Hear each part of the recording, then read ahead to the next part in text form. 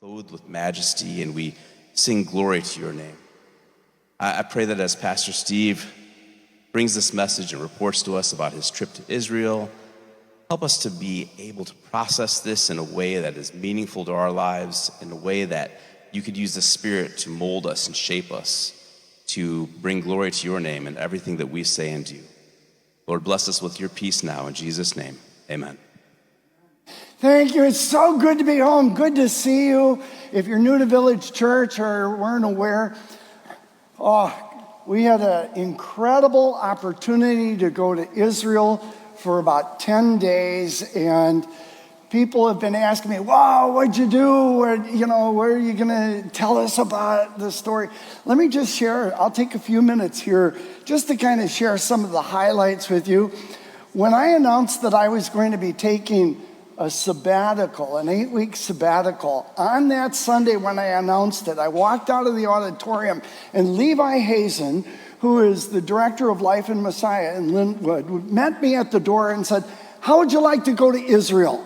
I went, whoa, yeah, of course, I'd love to go there. I've never been there before. I've studied it, and I thought it would be so cool. I said, is it possible to take Kristen? He says, well, I'm taking a group, and we could work it out, and we'll talk to the elders. And the elders agreed and decided that as part of a celebration of my 20th anniversary here, next month I start my 20th year, they wanted to have the church provide the opportunity to send Krista and me. And Levi said, I'm taking a group. You're welcome to be a part of that. And we thought, oh, this is so cool. About 6 weeks after that, when we first talked, Krista and I had lunch with Levi and Stephanie to talk about the trip. And because he had said he was taking a group, the first question I asked him was, how many people are going on this trip? And he looked at me and said, 3, you guys and me. I went, wow! I mean, this now went from a group trip to a guided personal tour. And I said, wow. I said to Krista, if we're the only ones who are going, let's take Noah with us. And so we covered Noah's expenses, and the 3 of us went with Levi. We were gone for about 10 days. It was just incredible. We were actually there for 9 days touring around, but we left and were gone from Dyer for 10 days. And it was so interesting. I mean, we had a rented car. We drove all over Israel. In fact, we put 850 miles on the car that week and driving around. Noah had an app on his phone that measured how much we walked. And remember, the temps were anywhere from 95 to 110 degrees every day. And only one day it cooled down to 90. And, one of the guys at the elder board said, oh, it's a dry heat. And I kept trying to convince my body this is dry sweat, as we were walking around. But it was so cool. We walked 65 miles that week, going from place to place to place. It was so much fun. Believe it or not, we took 5,000 photos. And people have said, oh, you're going to do a show, you're going to put them all together. It's going to take me a while to sort through. A lot of them are doubles, but man alive, it was so incredible to see all these. This picture is a picture of the 4 of us. Levi had arranged for a guy to take us out on his boat on the Sea of Galilee at sunset. It was so cool. I'll tell you a little more about that in a few minutes. But what was so interesting to me, after I got there and had a chance to start absorbing all of this, I realized that there are actually 2 Israels. And I'm not talking about the racial issues between the Israelis versus the Palestinians who are there, but the first Israel is what's commonly thought of by American Christians who go to Israel, and that is the historical, archaeological Israel that has all these incredible artifacts and places that you go to. And we saw so many of those different places. It's impossible to show you all of the big places, but I'll give you an idea of some of the things that we did. We landed there, and the first night we were in a town called Netanya, right on the Mediterranean.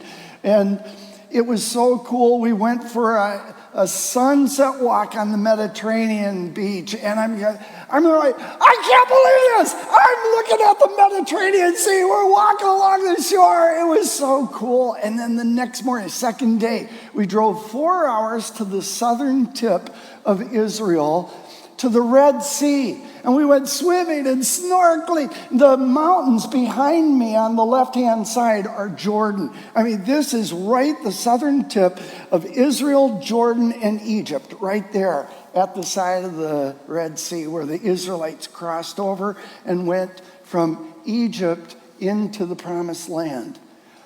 There were so many unique places. I'll share with you that one of the things that I came to realize real quickly, that when you're talking about archaeological places of things happening and what was taking place here or there are actually 3 levels of archaeology that they determine things by or identify things. The top level is, this is exactly what was made, or this is exactly where something happened, and it was so cool to see those places. Then the second category is, well, this is the area. We don't know exactly where. It's like the Sermon on the Mount. It took place on this hill, but we don't know where Jesus was standing, especially when there's a church built over here. Now, it might have happened over here. And that second level was pretty common. When we went to Capernaum, there's an old synagogue there.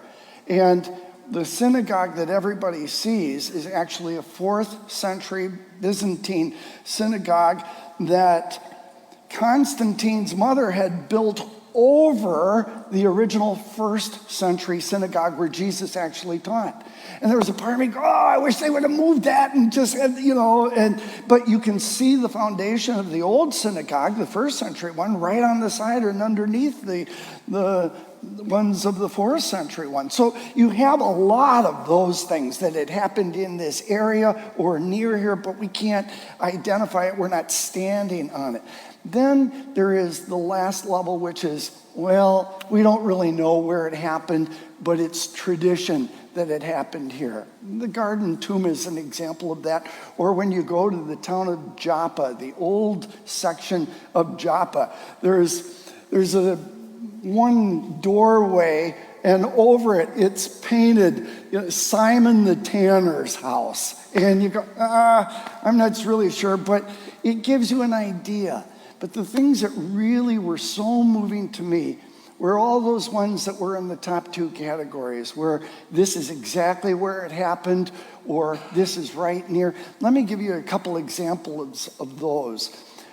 One day we were traveling around, and if you remember the Old Testament story, in Judges, the Midianite nation has conquered Israel, and the Israelites are praying for deliverance. God calls a guy named Gideon and says, all right, I'm going to use you to lead an army that's going to defeat the entire Midian army. And so Gideon gets thousands of guys, and God says, this is way too many. If you were to win that battle, you would say you did it in your own strength. So tell everybody who's nervous or afraid, if they don't want to fight, just go home. And thousands left. And the army is still pretty big, and God says, this is still way too big. I want you to go over to a very specific place, a stream, and I want you to have everybody drink water. The ones who lay down and drink it with their face in the water, send them home. The ones who just lap it up with their hands, they're the ones I'm going to use. And only 300 soldiers ended up drinking. And this is exactly where that happened. Wow! I was going, this is so cool. The stream comes right out of a little tunnel that's in the upper right-hand corner that you can't see. But this is exactly where Midian chose that army, or where Gideon chose that army. Other places that were so impressive to me and overwhelming, the landscape. I mean, you think about Israel, sometimes you get an idea because you see certain pictures that it's lush or green. Man, most of Israel is like this. It's just mountains and dry and unforgiving. If you remember the story where David is running and hiding from King Saul, Saul wants to kill David, and we're told that he hides in the wilderness of En-Gedi. This is it. This is what it looks like. This is what it looks like all around the Dead Sea. This is what En-Gedi is like. It is hot, dry, unforgiving. In fact, it's so interesting. For the first time, I could picture this happening, where Saul is about 2.5 days, 3 days journey from En-Gedi. A group of Israelites find out that David is in En-Gedi, goes down, tells Saul, I want you to, that David's coming, or David's already in En-Gedi, bring the army. And so Saul tells all of the soldiers, thousands of soldiers, we're going to En-Gedi. And now, because I've seen it, I experienced the heat, it was overwhelming. I could just hear all these soldiers grumbling, oh, Saul, let En-Gedi, give it up, please. And, oh, man, it was so cool. There is a mound, and this is pretty common, where there are mounds, and the word tel, T-E-L, represents a mound. It's not really a mountain. It's a large hill that cities are built on. And when you hear Jesus talk about a city on a hill, this is exactly what Megiddo is like. And there are 30 layers that were part of the mound, or this hill of Megiddo. And they started, at the very bottom is when Egypt and Mesopotamia are fighting each other. And this Megiddo has always been a central part of these battles.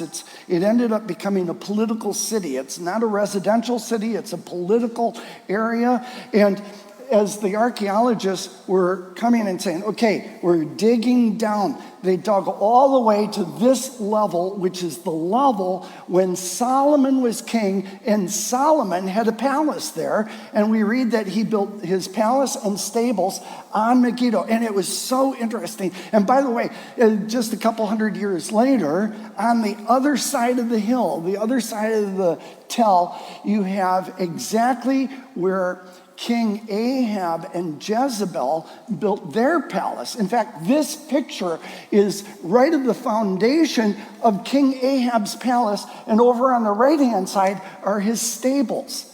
Now, this is a couple weeks ago. If you saw the little video I sent to say hi to everyone, this is where I filmed that video. And it was so cool. In fact, there's about an 8-9 hour difference between Chicago and Israeli time. And so we were sitting at supper in a restaurant, and I looked at the watch and I saw it was right when the service was happening on here. So there in the restaurant, I logged on to Facebook and I tuned into our service that Sunday just as my video was being shown here. I went, oh, this is so cool. I'm sitting in Israel, watching me in America talk about Israel. Exactly. I mean, it's just so cool. And it's so funny because, all right, so wherever I go, when I go to interesting places, I'm always looking for something to bring back. I mean, go to Mexico and bring in stuff from mission trips. And on a trip like this, I'll pick up rocks. We went to Caesarea. I'm getting pottery real first century pottery that was there. And Megiddo, the stones everywhere. And I'm going, okay, if this is where Ahab had his palace, I got to find something that I know is not just a rock. It's something that was cut. It's something that was used. It was part of the palace, or it was part of the stables. Noah and I were walking around looking for something. We found a couple smaller ones that were clearly cut stones. And then I found this monster. Look at this thing. This is so cool. And it's so smooth and shaved, and I didn't have any trouble getting this through customs, if you're asking. But I go, this was Ahab's palace. I mean, that's so amazing. Oh, man, I got so excited. All right, hold on. Let me get this, and I'll bring it back to Megiddo. And then we go from Megiddo to the Old Testament story of Jeroboam. Jeroboam, after Solomon died, the kingdom went to his son Rehoboam. Rehoboam was a terrible king. And the kingdom divided under Rehoboam, and Jeroboam became the ruler of the northern 10 tribes. And Jeroboam, I'm getting so excited. I can't believe I keep touching this. All right, so anyways, Jeroboam, I got to show you this. You're going to have to be patient with me. All right, hold on. I'll get it back. So Jeroboam didn't want the Israelites going back to Jerusalem to worship. And so the Bible is clear that he made 2 large golden calves and put one in the city of Dan and built an altar for the people to worship. And this is the place it happened. On the platform, the big stone platform, that's where the gold calf was. In the lower right, left-hand part of it, that's where the altar was. I'm sitting there looking at this going, this is one of the most important events in Old Testament history as it relates to the Israelites and what happened to them afterwards. I was just wowed.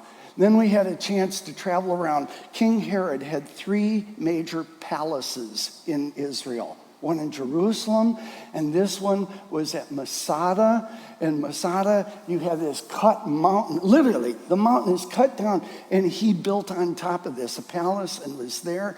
And it was a fortress that lasted all the way until the final invasion of the Israelites by the Romans in 70 AD. And it was just amazing. Then we went to the village or city of Caesarea, where so many important events of the New Testament happened here, right on the Mediterranean. Herod built this as a town. And he had a palace here, not as big as some of the other places, but it was so incredible to sit in the arena where they watched horse races and other things, and you could find pottery that was there. It was just amazing. Then we went to the Herodium. This is one of the 3rd great palace that he built, and this is actually where King Herod died and was buried. And you're just walking through the whole thing going, wow, you can just picture all these different events. Then we had 3 days in Jerusalem. And I took this picture from the Mount of Olives looking straight across the Kidron Valley over to the city of Jerusalem. And it was just so overwhelming to be able to experience the things that were happening there and to see the things that are there. The Western Wall, sometimes called the Wailing Wall, was so meaningful as there were so many people who were there praying. And in the upper right corner towards the center of the screen, that's considered to be the holiest section there because it's the closest in physical proximity to where the Ark of the Covenant would have been when the temple was there. And it was just so powerful to see all that. We had a chance to go through Hezekiah's tunnel. Now, Hezekiah had this tunnel built from the upper spring of Gihon down to the lower part of the city that it ended up flowing into the pool of Siloam because they needed a water source in the city. And he had 2 groups. One started on the lower end, one on the upper end, and they just started chipping through this mountain to create this tunnel without any compasses or electronic devices like we would use today. It was nothing short of a miracle that they met up, and the water is still flowing. We walked through it. It's up to about your knees in most places, and cold, but it was so cool. And after we finished walking through the tunnel, it was done by Hezekiah's men, we walked right in and through a 3,000-year-old Canaanite drainage tunnel. And most of that was, short, you're kind of crouched over, and it was all the way, that flowed all the way under the city over to where the temple was built. And it was just, you're going, wow, this is so cool. We had about 2 days up in the region of Galilee, and I showed you the picture where we were on the boat. Levi had booked us a boat, just a private night out, sunset boat ride on the Sea of Galilee. And it was just so neat. We're out there, and all of a sudden, the guy who's captaining the boat just stopped the engine, and he said, okay, everybody jump in. And I went, what?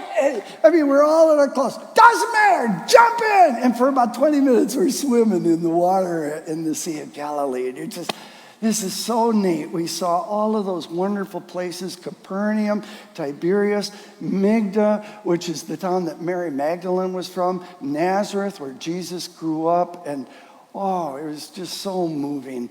But of course, no trip to Israel would be complete, talking about swimming, without floating in the Dead Sea. I mean, it was just so neat. And there's so many different places and events that I don't even have time to share with you.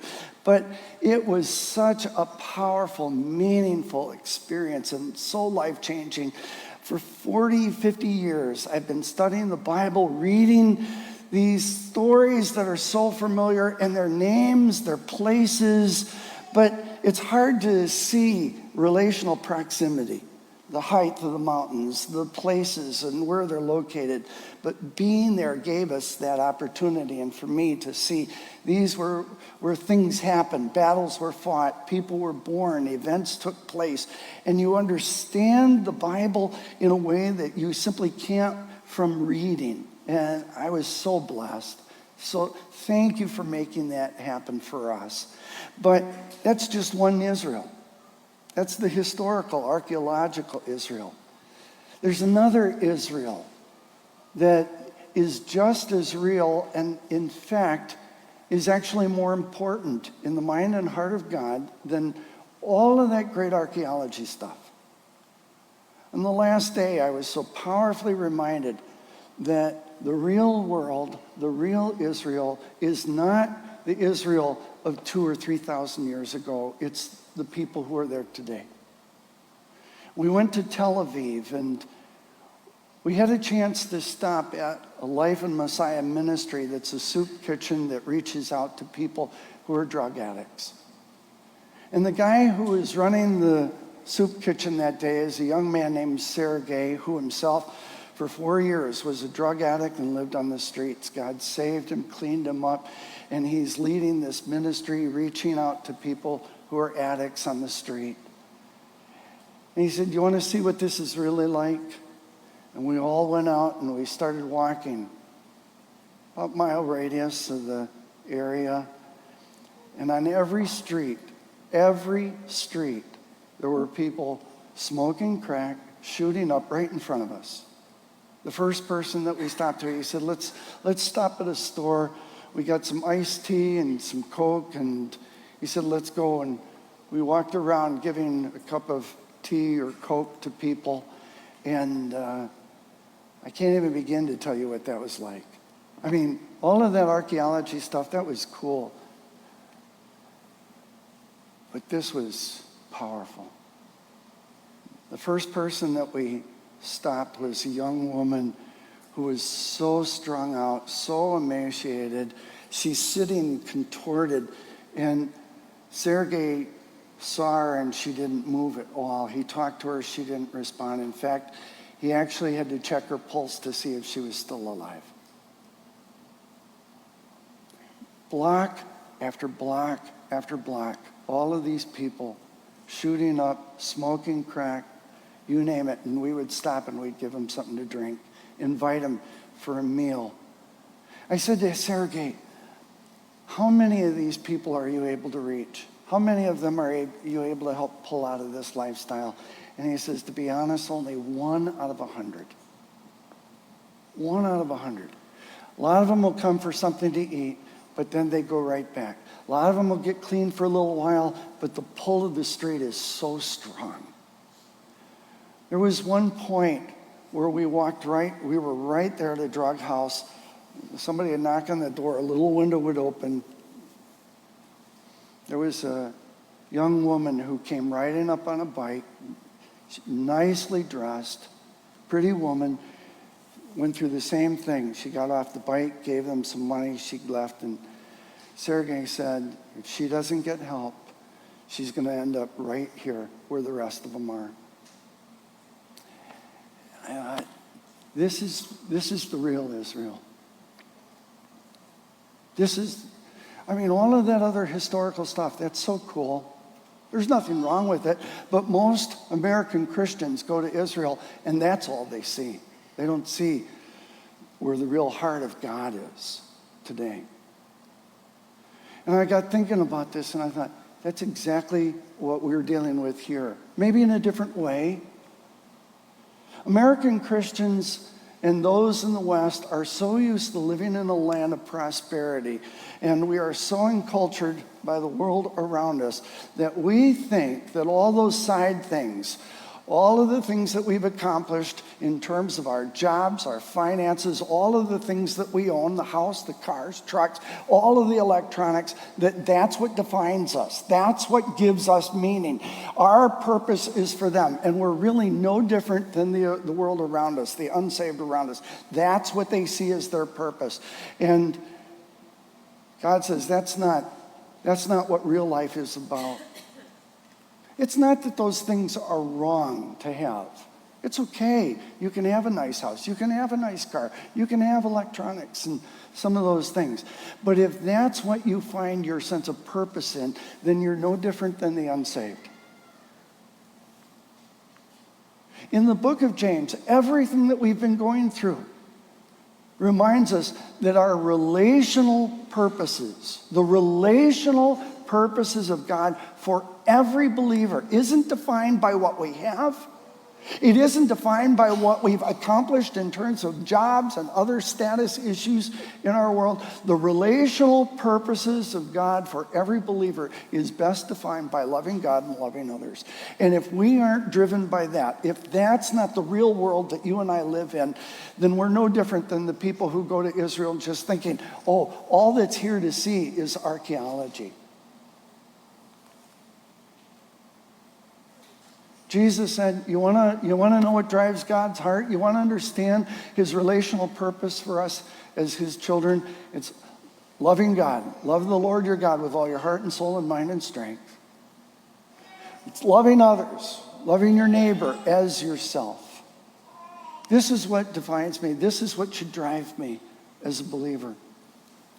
And it's so interesting that Paul, when he looks at this issue of what it means to love others, loving our neighbor as ourselves, Paul gives us kind of a pattern of what this looks like in Galatians 6:10 when he says, whenever we have the opportunity, we should do good to everyone, but especially those in the family of faith. And that's exactly the pattern that James uses when he's describing what it means to express love to other people. In fact, you remember out of the 9 great expressions, the first 6 are all about what it means to express love to everybody else around us. We show respect to them, we serve them, we speak graciously, we're wanting their good, we're being tolerant of people who differ from us, and even if we're employers, we are paying fair wages.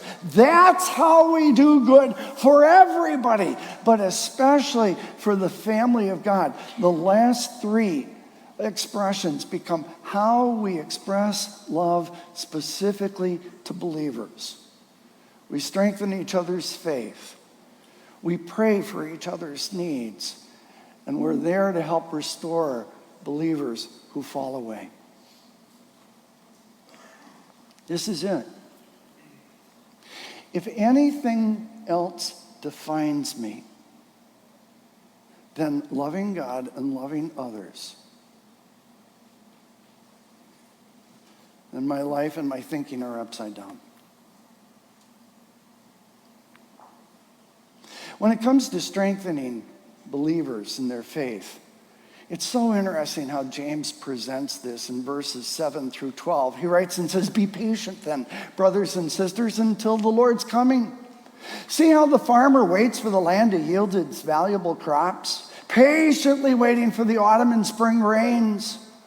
You too, be patient and stand firm because the Lord's coming is near. Don't grumble against one another, brothers and sisters, or you will be judged. In fact, the judge is already standing at the door.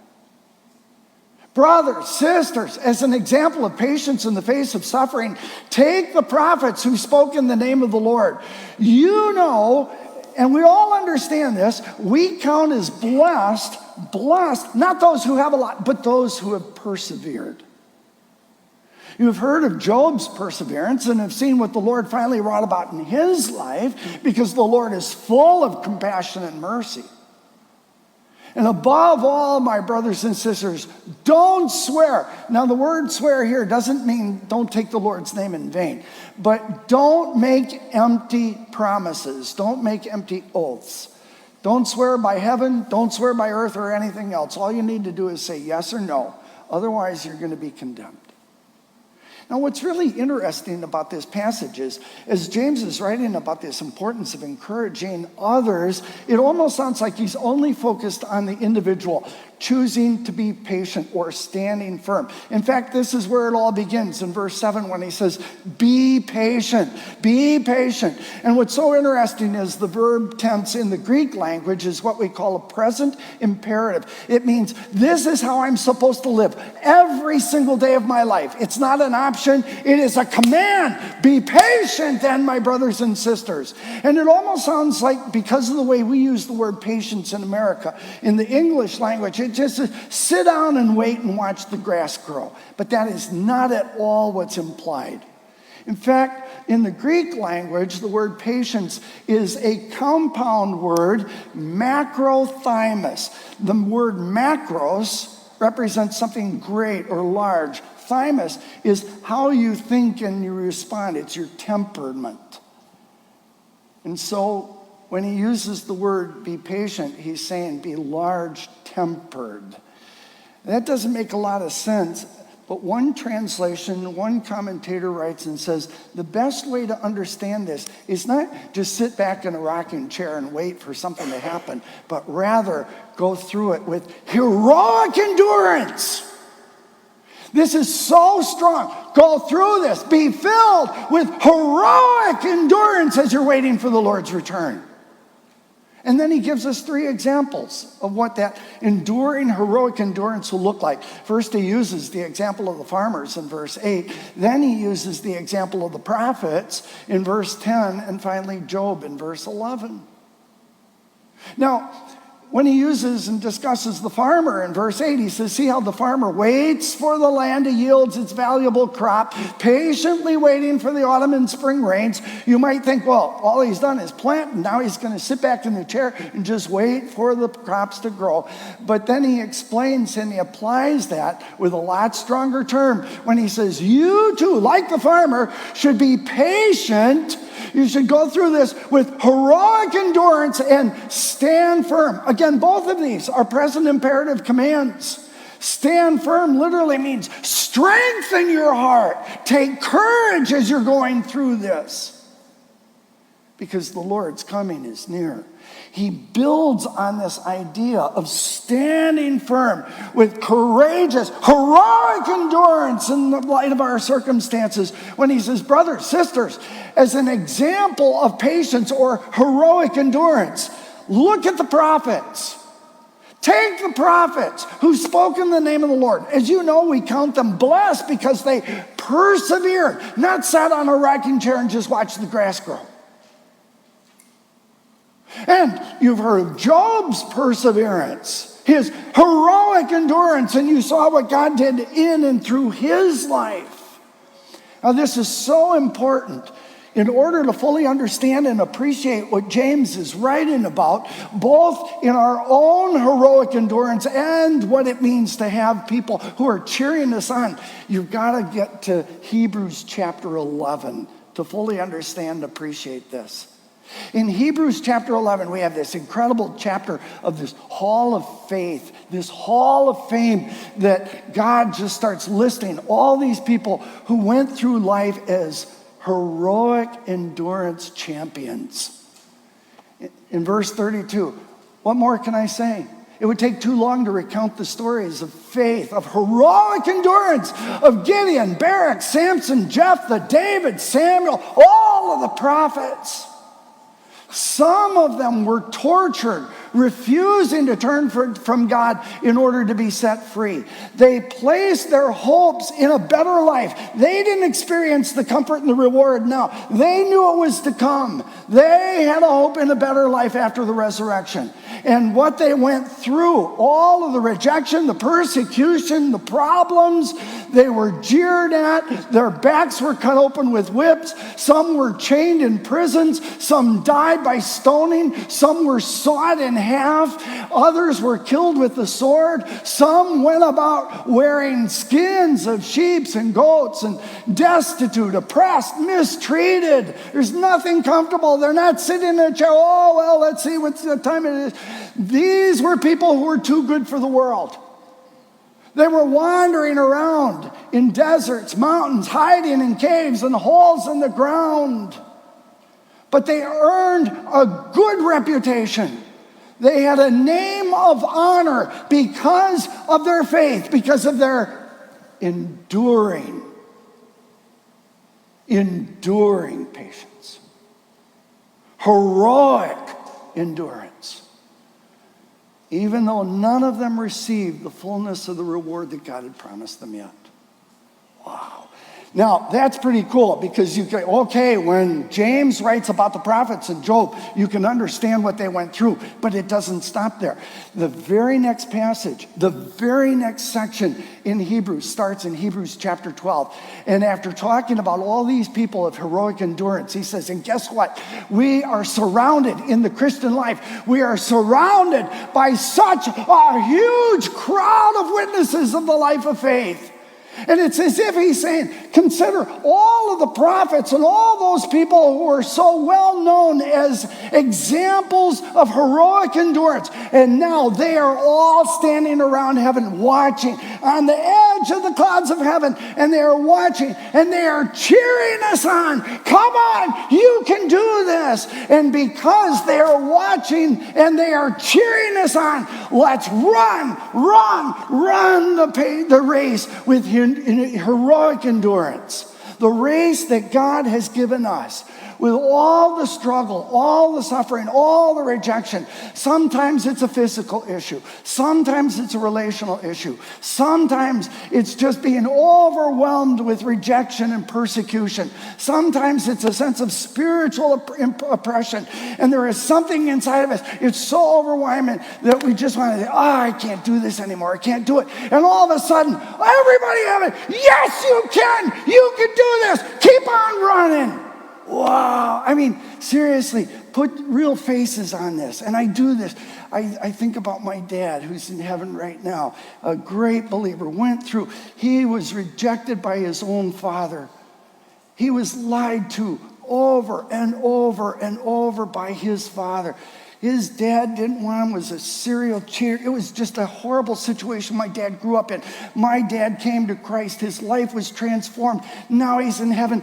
And there are times that I just feel like, I don't want to do this. And it's as if I see my dad looking over heaven and say, Steve, you can do this. You can do this. And he's cheering me on. Okay, I'm going to do this. I can get through it. And put names, put faces to this in your life. So how do we do it, though? When we're going through all of this struggle and all of this oppression with all of these moments of overwhelming pressure, how do we get courage, heroic courage in the times of struggle, suffering, and discouragement? Well, James tells us. First thing he says is, let me tell you how not to get it. First of all, don't hang around with people who are discouragers. In fact, he comes down, again, there is nothing soft or comfortable about James. He attacks these issues like a prize fighter, double punching. And he says to people who are discouragers, and let's be honest, every church has them. Every single church has somebody, a handful of people. If they're happy, everybody's happy. But if they're not happy, if something didn't go the way they expected, if some decision was made they don't like, they have a grumbling spirit. And everybody around them knows. Even if they don't say it, it's a spirit that just communicates dissatisfaction. I don't like the way this was done. I don't like the way this was said. Look, the church is not a perfect institution. We're all imperfect. It requires grace and mercy. But people who are grumblers, people who have a spirit of grumbling, Don't hang around with them, because all they'll do is pull you down. And God says to that person, if you're the grumbler, if you're the one who has a spirit of discontent, don't be grumbling around people.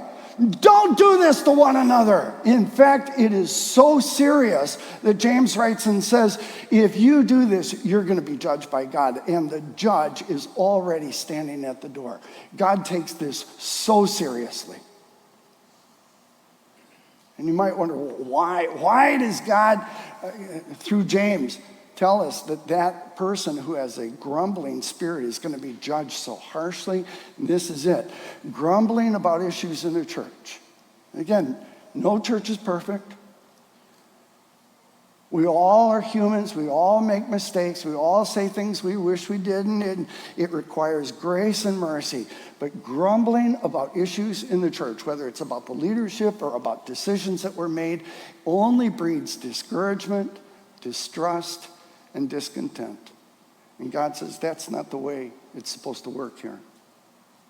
We're supposed to love each other, encourage each other. So don't hang around with people who are grumblers, people who have a spirit of discontentment. Instead, find the people who are encouragers. To get courage, you have to be with people who are encouragers. Everybody needs a cheerleader, right? We all need, when we're going through those times and we feel so overwhelmed, we all need a cheerleader. And this is exactly what the church is supposed to look like. In 1 Thessalonians 5, Paul writes and says, encourage one another, help each other grow stronger in the faith. In Ecclesiastes 4, Solomon writes and says, two people are better than one, for they can help each other succeed. One is going to cheer for the other, and if one falls, the other is going to be able to help, reach out, pull them up. But if someone falls alone, they're in real trouble, right?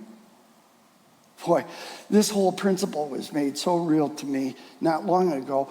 In the spring, my daughter-in-law, Brittany, was running a half marathon, which is 13 miles. She had been training for this and wanted to run this. And to make it even more challenging, she was already halfway through a pregnancy. And so she decided, I'm still going to run this race. And so she started running, and it was so cool. Adam and their little girl, Micah, and her family, which lives in New Buffalo, they all were up there, and they were waiting, and she would run, and every mile she would run. All of a sudden, she'd see her family, Adam and the others, and they'd say, come on, keep going, you can do this. And she'd smile, and she'd keep running. And then they would quick run and drive up for the next mile, so that when she came around the next mile, there they are, come on, you can do this. And when she was getting tired, all of a sudden, at the third mile, fourth mile, every mile they were waiting for, you can do this, you can do it. And then there was a point where there were a couple hills, and she's already tired, right? She's pregnant, she's going through and they had made a sign that said, it's just a hill, get over it. Wow. That's what the church was intended to be. A family that comes together week after week after week. And this is exactly what the writer of Hebrews communicates, and it folds right into what James is writing. Instead of having discouragers, we want encouragers who are cheerleaders. Don't neglect meeting together as some people do, but come together to encourage one another, especially as the day of his return is approaching now. And we come together. Look, people ask me all the time, oh, you mean I can't just watch online? I mean, it was okay for COVID. I'm so glad we can have online services for people. But online wasn't the plan that God had for permanent growth in the family. And yes, you can worship God in any environment and any place by yourself, but you will never get the full benefit of being a part of the family of God unless we're here week after week to encourage one another. Because what happens here Sunday after Sunday after Sunday is exactly what happened to Brittany when Adam and the family would be there mile after mile after mile. Because you've gone through a tough week.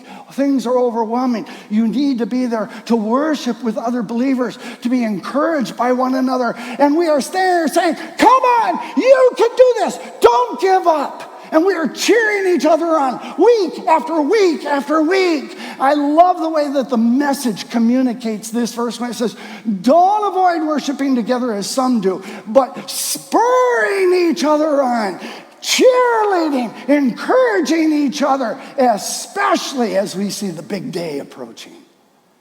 Boy, folks, understand this.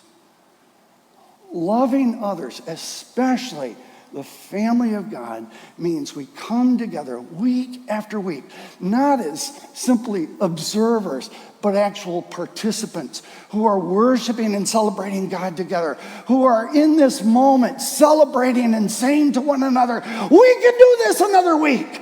You can do this another day. It doesn't matter how much they laugh at you at work. It doesn't matter how rejected you feel at home. It doesn't matter what you're going through in terms of your health and all of the other issues of life. We can do this. And we're going to be faithful. We're going to have heroic endurance. Oh, man. Folks, understand, if there is one great big principle that James is teaching us, it is that one of the greatest ways to express our love for other believers is to be the voice of encouragement that cheers them on to spiritual growth, faithfulness, and good works. And this is the way I want to live my life every day.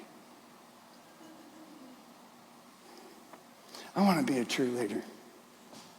I want to be a cheerleader who says to somebody, it may seem like a big road and you feel like you're on a hill, but you can do this. With God's help, you can do this. You can lead this mission trip. You can lead this Bible study. You can get through this issue, whatever it might be. You can do this, and I want to be that voice in their life, and I hope you do too. God, deliver us from the discouragers. I want to be a cheerleader for people who say, God is good. God is great. God is faithful. God is using us. And right now it may feel like we're living out in the desert and we're going through all this stuff that the old prophets did. But one day it's going to be over, and there's going to be a reward waiting for us. Don't give up. Don't give up. Don't give up. Amen? So we strengthen each other, encourage each other in their faith.